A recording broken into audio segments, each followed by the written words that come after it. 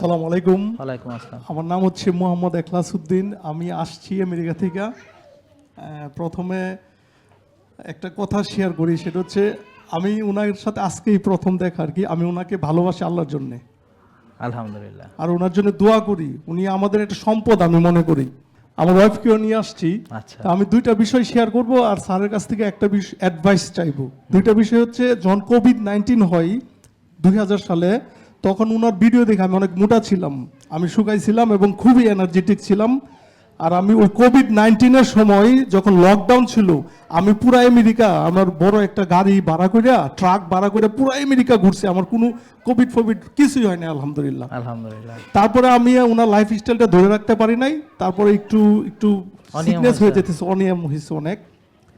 তো আমি ওনার কাছে যে অ্যাডভাইসটা চাইবো সেটা হচ্ছে, বাংলাদেশ সহ আমেরিকাতেও বা আমি পৃথিবীর বিভিন্ন দেশে যাই, আমি ব্যবসা করি, চায়নাতে ম্যানুফ্যাকচারিং করি আর কি, আমেরিকাতে হোলসেল করি।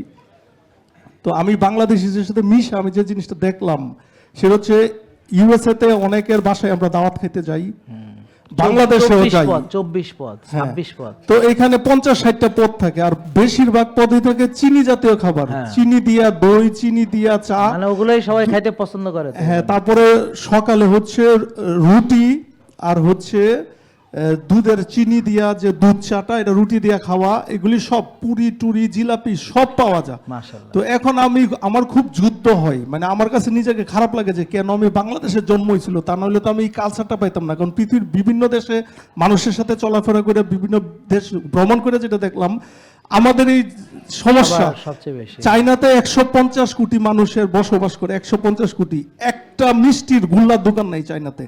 আছে বাংলাদেশিরা যারা দিছে, ওরা দোকানে চা পাবেন, দুধ চা আর হচ্ছে গুল্লা পাবেন। চায়নাতে একটা গুল্লার দোকান নাই, আপনি দেখতে পারেন। এখানে অনেকে হয়তো চায়নাতে ব্যবসা করে, আমাদের আনাচে কানাচে এই গুল্লা, এই চার, এগুলি আছে। আর যার বাসায় খাইতে যাই, বাবা খাও, না খাইলে রাগ হয়, এই সেমাই, এটা সেটা, এখন ওদের সাথে আমার তর্ক বিতর্ক শুরু হয়ে যায়। এই ধরনের একটু স্যারের কাছে অ্যাডভাইস চাই।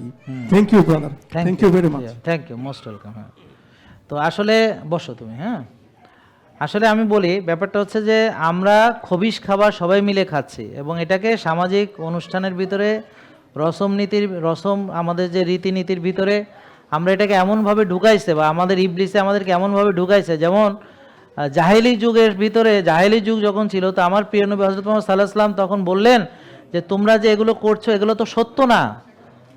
আল্লাহর পক্ষ থেকে যে সত্য কিতাব সেটা আমার কাছে এসেছে, আমাকে আল্লাহ নবী হিসেবে তোমাদের কাছে পাঠিয়েছেন, আমি তো তোমাদেরকে সত্য বলতেছি।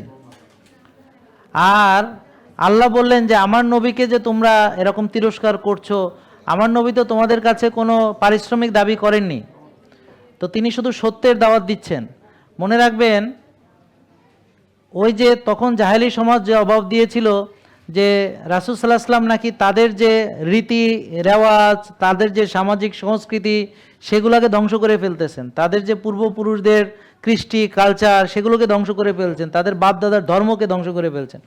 তা আমরা খাওয়া দাওয়া ধর্ম হিসাবে দেখি। এখন আমাদের নতুন ধর্ম, ইবলিসীয় ধর্ম হলো জম্মের খাওয়া, খবিশ খা, এটা হলো আমাদের নতুন ধর্ম হয়েছে, ওই জাহেলিদের মতো।